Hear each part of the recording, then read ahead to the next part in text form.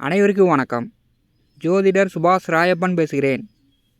இந்த பதிவில் சிம்ம ராசி பூர நட்சத்திர அன்பர்களுக்கு குரு பெயர்ச்சி பலன் காணலாம்.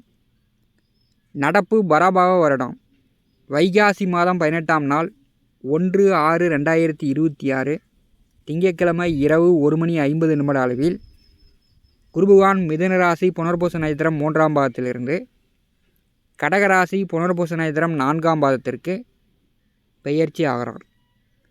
முதல் 5 மாத காலம் கடகராசியில் குருபகவான் முன்னேறி சென்று ஐப்பசி, கார்த்திகை, மார்கழி மாதங்களில் சிம்மராசிக்கு அதிசாரமாக சென்று மீண்டும் வக்கரகதியில் கடகராசிக்கு இந்த ஆண்டு முழுக்க குருபகவான் கடகராசியில் சஞ்சாரம் செய்வார். இந்த வருஷம் பார்த்திங்கன்னா புரட்டாசி மாதம் முதல் செவ்வாய் குரு இணைவு, ஐப்பசி மாதம் முதல் செவ்வாய் கேது குரு முக்கூட்டு கிரகம் இந்த ஆண்டு முழுக்க சஞ்சாரம் செய்யும். பூர நட்சத்திர அன்பர்களுக்கு இந்த வருஷம் முக்கந்தாயம் உண்டு. குரு பெயர்ச்சியின் மூலம் பூர நட்சத்திர அன்பர்களுக்கு ஏற்படக்கூடிய நல்ல கெட்ட பலன்கள் இரண்டும் கலந்த பலன் இந்த பதிவில் காணலாம். பூர நட்சத்திரத்தில் பிறந்தவர்கள் உங்களுடைய சுய ஜாதகத்தில் சுக்கிர பகவான் நல்ல நிலையில் இருந்தார் என்றால் உங்களுக்கு எந்த காலத்திலும் பிரச்சனைகள் இல்லை. சுக்கிர பகவான் செவ்வாயோடு இணைந்தால் ஏதோ ஒரு கட்டத்தில் செவ்வாய் சுக்கிரன் இணைவு இருந்துச்சுன்னா திருமண வாழ்க்கையில் பிரச்சனை ஏற்படும். அதே வீடு, நிலம், சொத்து சார்ந்து பிரச்சனைகளை கொடுக்கும். செவ்வாய் சுக்கிரன் இணைவு இல்லாமல் சுக்கிர பகவான் ஆட்சி உச்சம், சுக்கிர பகவான் நல்ல நிலையில் இருந்தால் பூர நட்சத்திர அன்பர்கள் உங்கள் வாழ்க்கையில் எப்போதுமே பிரச்சனை இல்லை. சிம்ம ராசிக்கு 5ஆம் இடமான பூர்வ புண்ணியஸ்தானத்திற்கும் 8ஆம் இடமான அஷ்டமத்திற்கும் அதிபதியானவர் குரு. ராசிக்கு 12வது வீட்டிலே 12 வருடங்களுக்கு பிறகு உச்சம் பெற்று இந்த ஆண்டு சஞ்சாரம் செய்வார். உங்களுடைய சுய ஜாதகத்தில் இப்போ எந்த திசை நடந்தாலும் சரி, சந்திர புத்தி, குரு புத்தி, இந்த 2 புத்திகள் உங்களுக்கு நடக்கிறது என்றால் நீங்கள் மிக மிக கவனமாக இருக்கணும். சந்திர புத்தி நடந்துச்சுன்னா எதிர்பாராத விரயங்களை உண்டாக்கும். குரு புத்தி நடந்துச்சுன்னா உடல் ஆரோக்கிய ரீதியான பிரச்சனைகள் உண்டாக்கும்.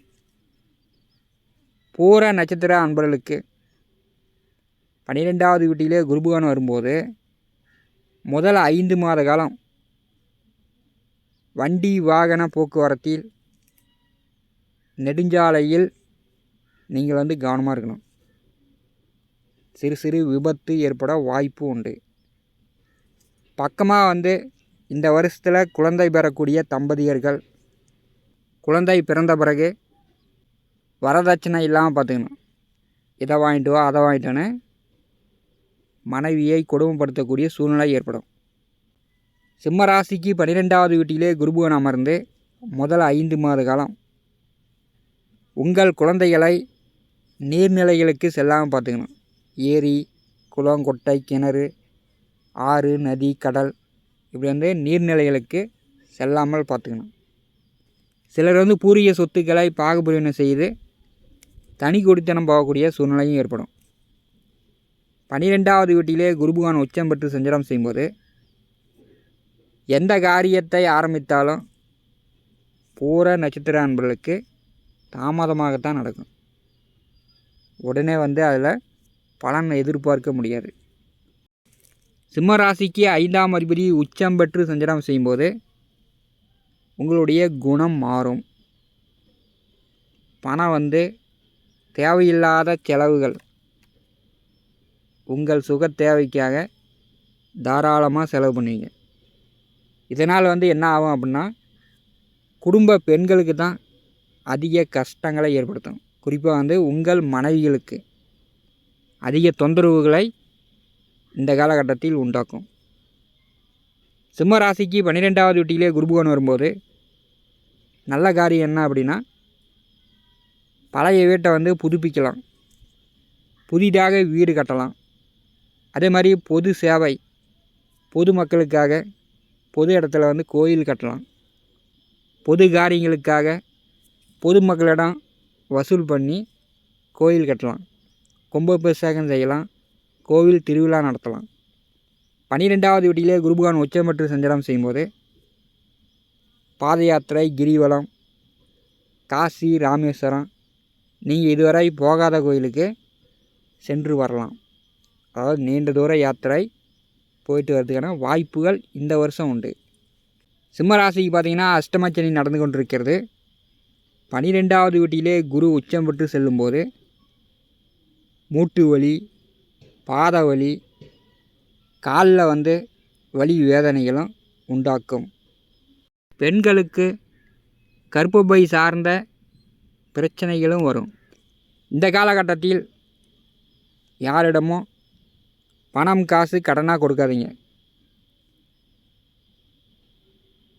கைமாத்தா கொடுத்தாலும் சரி, கடனாக கொடுத்தாலும் சரி, பணம் திரும்ப வாங்காட்டியும் நீங்கள் படாத பாடுபட வேண்டியிருக்கும்.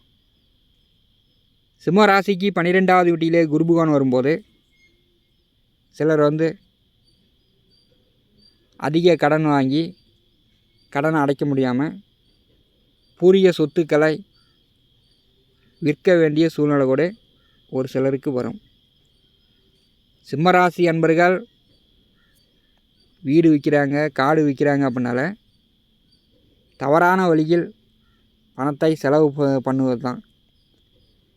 பேராசைப்பட்டு இன்டர்நெட்டில் போய் சூதாடுறது, லாட்ரி சீட்டில் போய் பணத்தை விடுறது, இந்த மாதிரி கெட்ட வழியில், அரசுக்கு புறம்பான வழியில் பணத்தை இழக்கக்கூடிய சூழ்நிலைகளும் இந்த காலகட்டத்தில் பூர நட்சத்திர நண்பர்களுக்கு ஏற்படும்.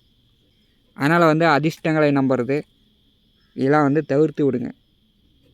உங்களுக்கு உங்களுடைய ஜாதகத்தில் நல்ல திசாபுத்தி நடந்துச்சுன்னா இந்த காலகட்டத்தில் தங்க நகை ஆபரணங்கள் எடுக்கலாம்.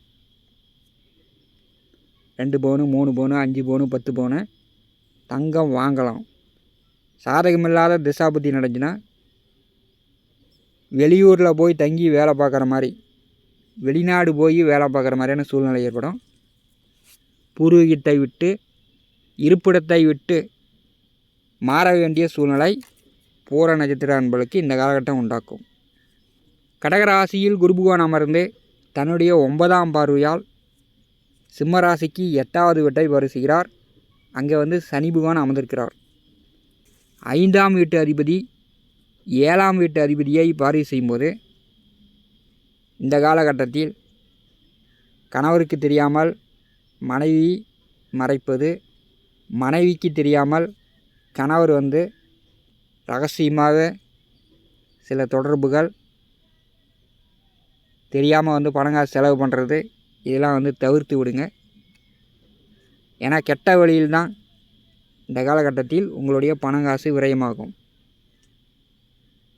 குருபகவான் பார்வையில் சனி பகவான் இருக்கும்போது பூர நட்சத்திர அன்பர்களுக்கு மன அழுத்தம் கூடுதலாக இருக்கும்.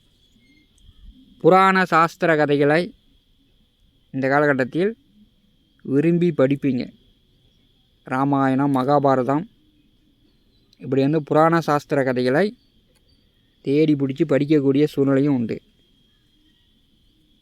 8வது வீட்டை குருபகவான் பார்வை செய்யும்போது வண்டி வாகன போக்குவரத்தில் கவனமாக போய்ட்டு கவனமாக வாங்க. சிறு சிறு விபத்துகள் உண்டாகும். உங்கள் ஜாதகத்தில் சாதகமில்லாத திசை நடந்துச்சுன்னா, புத்தி நடந்துச்சுன்னா இறப்புவோடு நடப்பதற்கு வாய்ப்பு உண்டு. குரு பகவானுடைய நேர் 7ஆம் பார்வை சிம்மராசிக்கு 6வது வீட்டின் மேல் விழுகிறது.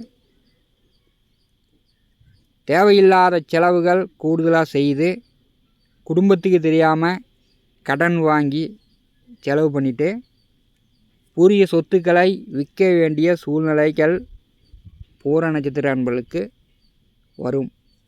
அதனால் வந்து குடும்பத்துக்கு தெரியாமல் இதை மறைக்கணும் அதை மறைக்கணும் அப்படின்னு மறைக்காமல் பார்த்துங்க. 6வது வீட்டை குருபகவான் பார்வை செய்யும்போது தேவையில்லாமல் மாம மச்சன்களிடம், சம்பந்தி முறை உறவுகளிடம் இந்த காலகட்டத்தில் கொஞ்சம் கவனமாக இருக்கணும். வரதட்சணை கேட்டு கொடுமைப்படுத்தக்கூடிய சூழ்நிலையெல்லாம் பூர நட்சத்திர அன்பர்களுக்கு ஏற்படும். குரு பகவான் 6வது வீட்டை பார்வை செய்யும்போது சொந்த பந்த உறவுகளிடம் சற்று விரோதங்கள் உண்டாகும். குரு பகவானுடைய 5ஆம் பார்வை சிம்ம ராசிக்கு 4வது வீட்டின் மேல் விழுகிறது. பழைய வீட்டை புதுப்பிக்கலாம், புதிதாக வீடு கட்டலாம், வீட்டு மனை, விவசாய நிலம், உங்கள் எதிர்கால தேவைக்காக சொத்துக்கள் வாங்கிறதுக்கும் வாய்ப்பு உண்டு. 4வது வீட்டை குரு பகவான் பார்வை செய்யும்போது விவசாயிகள் சரியான கால நேரம் அறிந்து பயிர் பண்ணிங்கன்னா போட்ட முட்டுகள் செலவு எடுக்கலாம். விலை அதிகமாக போட்டு மாடு வாங்கிறது, ஆடு வாங்கிறது இதெல்லாம் தவிர்த்து விடுங்க. 4வது வீட்டை 12வது வீட்டிலிருந்து குரு பகவான் பார்வை செய்யும்போது வளர்ப்பு பிராணிகள் வழியில் விரயச் செலவுகளை ஏற்படுத்தும். வண்டி வாகனங்கள் வழியில் செலவுகளை உண்டாக்கும். விவசாய நிலம் குத்தகைக்கு விடக்கூடியவர்கள், அதே மாதிரி வீடு வாடகைக்கு விடக்கூடியவர்கள் நல்லவர்களிடம் குத்தகை கொடுங்க, வாடகை கொடுங்க. இல்லைன்னா அதனால் பிரச்சனை வரும். படித்து கொண்டிருப்பவர்கள் படிப்பில் கொஞ்சம் கஷ்டப்பட்டு படிச்சிங்கன்னா அதிக மார்க் வாங்கி பாஸ் பண்ணலாம். தொழில் செய்து கொண்டிருப்பவர்கள் இந்த வருஷத்தை பொறுத்தவரை கூடுதல் கஷ்டம் இருக்கும். நீங்கள் கூடுதலாக கஷ்டப்பட்டு உழைக்க வேண்டிய சூழ்நிலை வரும். வேலை பார்த்து கொண்டிருப்பவர்கள் உங்களுக்கு வேலை பார்க்கக்கூடிய இடத்தில் மரியாதை கிடைக்கல அப்படின்னு இருக்கிற வேலையை விட்டுறாதீங்க. வேறு வேலை கிடைக்கும் வரை இருக்கிற வேலையை விடாமல் பார்த்துங்க. குரு பகவான் 12வது வீட்டிலே இருக்கும்போது சிம்ம ராசி பூர நட்சத்திர அன்பர்கள் பணம், உங்கள் குணம் சிதறாமல் பார்த்து கொள்வது நல்லது. நம்முடைய T7 ஸ்டுடியோ யூடியூப் சேனலில் தினந்தோறும் ஜோதிட பலன்கள் பதிவிடப்படும். நம்முடைய சேனலை பார்த்து கொண்டிருக்கக்கூடிய அன்பர்கள், இதுவரை சப்ஸ்கிரைப் செய்யாத அன்பர்கள் மறக்காமல் நம்முடைய சேனலை சப்ஸ்கிரைப் செய்து கூடவே இருக்கின்ற ஆல் பட்டன் அழுத்திங்க. நன்றி, வணக்கம்.